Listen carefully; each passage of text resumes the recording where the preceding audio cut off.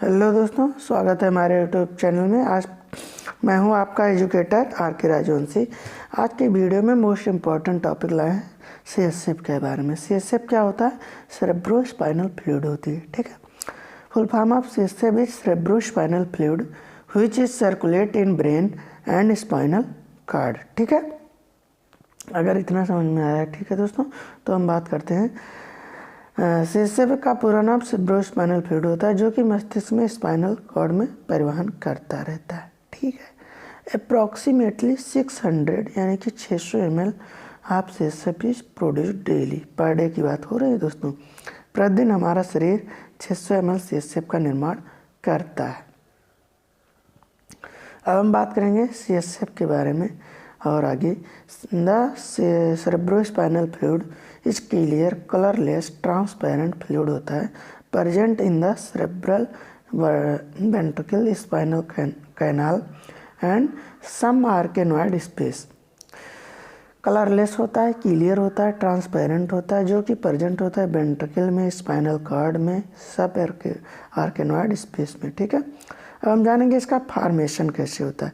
CSF is largely formed by the choroid plexus of the lateral ventricle and remainder in the third and fourth ventricles. CSF is a selective ultrafiltrate of plasma, ठीक है।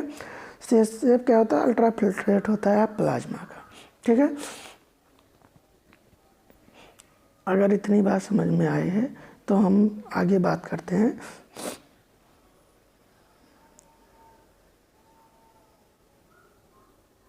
Function of CSF के बारे में।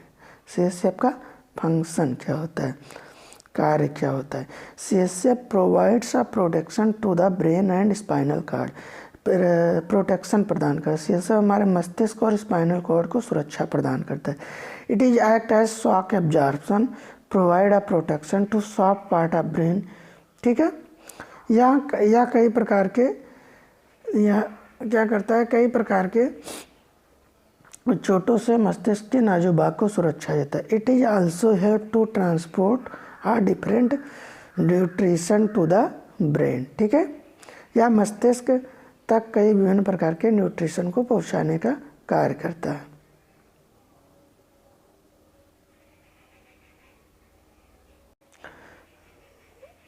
अब हम बात करने वाले हैं आगे फंक्शन के बारे में थोड़ा और जानेंगे डिटेल में।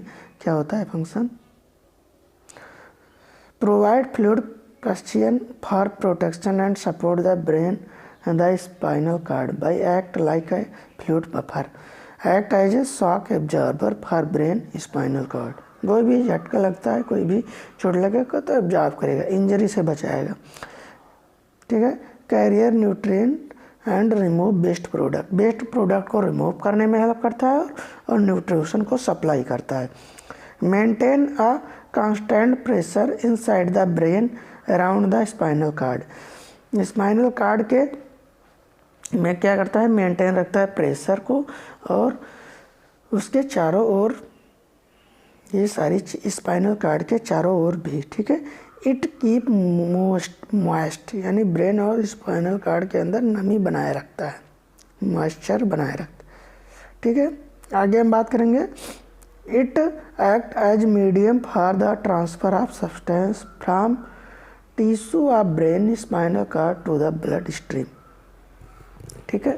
ये मीडियम बनता है, एक मीडियम किसी भी पदार्थ को टिश्यू से ब्रेन तक या स्पाइनल कार्ड तक या ब्लड स्ट्रीम के फ्लो पहुंचाने का कार्य करता है, ठीक है दोस्तों। हम आगे बात करते हैं purpose of CSF collection. CSF का कलेक्शन क्यों किया जाता है, क्या पर्पज होता है? It is use for diagnosis of meningitis disease, एक ब्रेन में होती है, इसी की डायग्नोसिस के लिए किया जाता है, ठीक है। सीएसएफ का इस्तेमाल मेनिंजाइटिस जैसी बीमारियों का पता लगाने के लिए किया जाता है। Also use to detect some inflammation condition, कोई इन्फ्लामेशन कंडीशन में भी किया जाता है। इस टेस्ट का उपयोग इन्फ्लामेशन के कारण पता लगने के लिए किया जाता है। For diagnosis of virus infection as rabies virus, for diagnosis of virus के डायग्नोसिस के लिए भी किया जाता है, जैसे कि रेबीज वायरस। ठीक है, आगे हम बात करते हैं CSF का कलेक्शन कैसे करते हैं। ठीक है दोस्तों, तो हम बात करेंगे CSF always collected in clean dry operation theatre and it should be perform by perfect person. ठीक है, CSF को हमेशा साफ सुथरे थिएटर में निकालना चाहिए और यह हमेशा अनुभवी व्यक्ति को करना चाहिए। Firstly patient lie down on bed at comfortable position. प्रथम मरीज को एक आरामदायक स्थिति में उल्टा लेट जाना है, यानी पेट के बल लेट जाना है। ठीक है, अब क्या करना है आगे स्टेप में, now select the area where we have to puncture and clean properly. अब जगह का निर्धारण करके अच्छे से स्टेलाइज करना चाहिए। चौथा स्टेप है, now enter the needle in 3rd 4th number vertebra.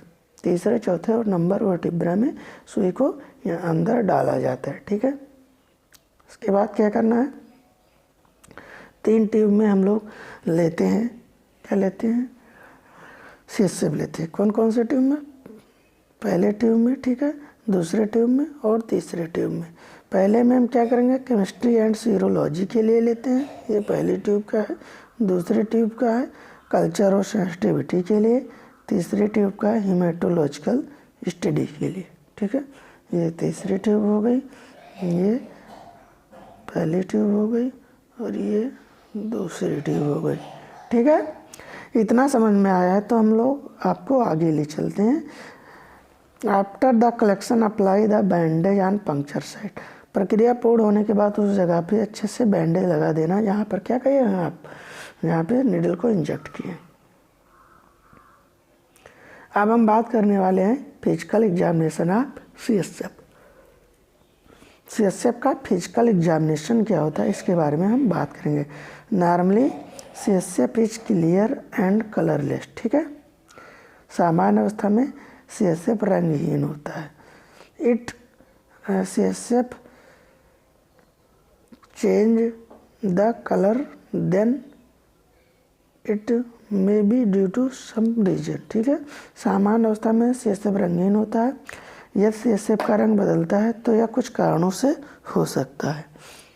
Yellow CSF में जॉन्डिस होती है। रेड CSF RBC की वजह से होता है। टर्बिड CSF WBC की वजह से होता है। ठीक है,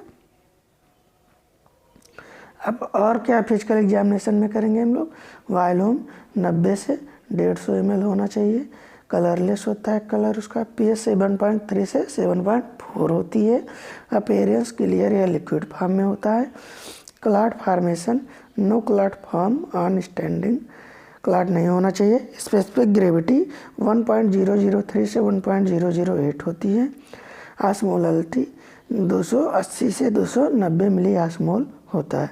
प्रोटीन 15 से 45 मिलीग्राम पर डेसीलीटर होता है। ये हो गई आपको फिजिकल एग्जामिनेशन। ठीक है,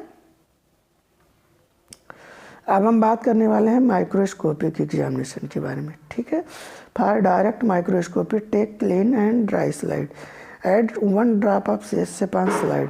CSF की एक बूंद को लेकर स्लाइड पर डाला जाता है। उसके बाद now place the cover slip and see under microscope. उसके बाद ये मान लो स्लाइड हो गई, स्लाइड के ऊपर 1 ड्रॉप हमने CSF रख दिया, उसके बाद कवर स्लिप को लगा दिया और हम इसके बाद माइक्रोस्कोप में देखेंगे। ठीक है, अब हम बात करेंगे बैक्टीरियोलॉजिकल एग्जामिनेशन के बारे में। बैक्टीरियोलॉजिकल एग्जामिनेशन क्या होता है दोस्तों, CSF is a best sample for diagnosis of bacterial meningitis as well as something different bacteria is Microbacterium tuberculosis। CSF सबसे अच्छा सैंपल होता है, इसके द्वारा कई विभिन्न प्रकार की बीमारियों जैसे जीवाणु मेनिंजाइटिस और भी दूसरे बैक्टीरिया जैसे माइक्रोबैक्टीरियम ट्यूबरकुलोसिस आदि का पता लगाया जा सकता है। ठीक है, और क्या बात करेंगे हम, for the diagnosis of bacteria या special type of staining are used which is called gram staining.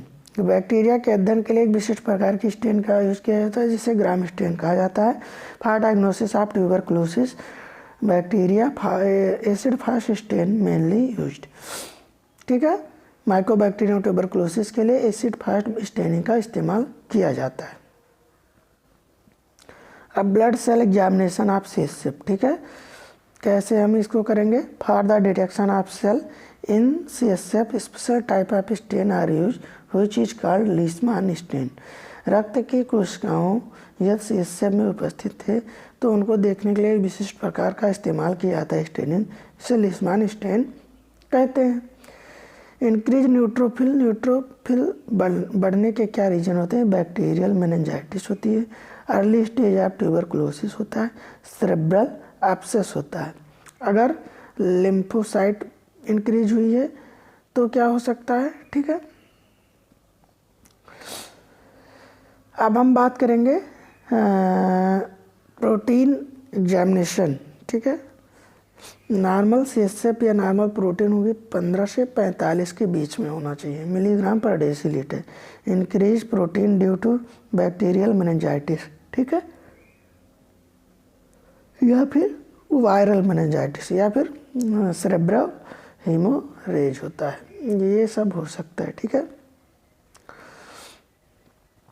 और बात करते हैं थोड़ा glucose examination of CSF। Normal glucose level 15 से 80 मिलीग्राम पर डेसीलीटर होता है और इंक्रीज लेवल ग्लूकोज का होता है डायबिटीज में होता है। ठीक है, डायबिटीज में क्या होगा? इंक्रीज होगा।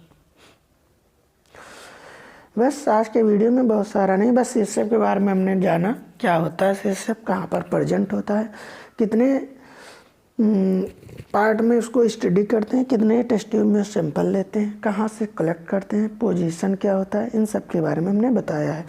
दोनों लैंग्वेज के बारे में बताया, हिंदी और इंग्लिश के बारे में समझाया आपको। कहीं पर कोई कन्फ्यूजन है तो आप कमेंट बॉक्स में कमेंट कर सकते हैं। थैंक यू दोस्तों, मिलते हैं फिर नेक्स्ट वीडियो में।